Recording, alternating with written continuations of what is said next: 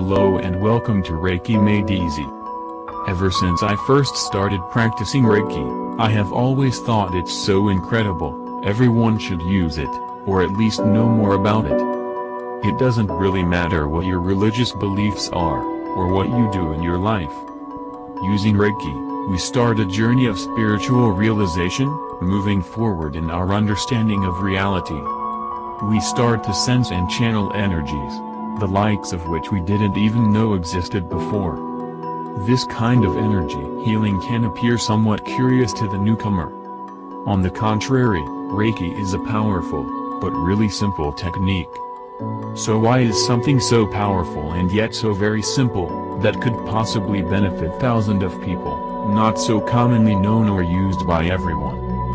There's a lot of confusion and judgment about what it means to be a spiritual person, and the majority of people tend to distance themselves from things we don't understand or have made assumptions about.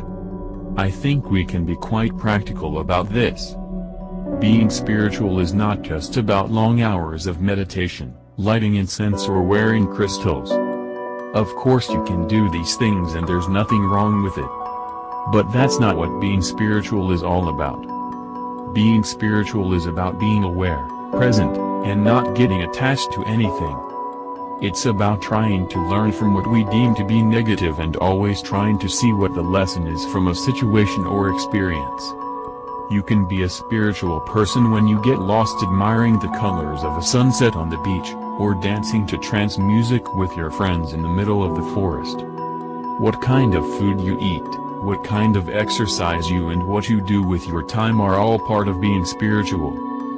There's a wealth of people in the world, being spiritual, without actually being aware of it. The impact Reiki and spirituality would have, if more and more people start to practice them, is boundless and unimaginable. We live in a period of great distress and uncertainty, constantly in fear of losing that small corner of tranquility we have created for us.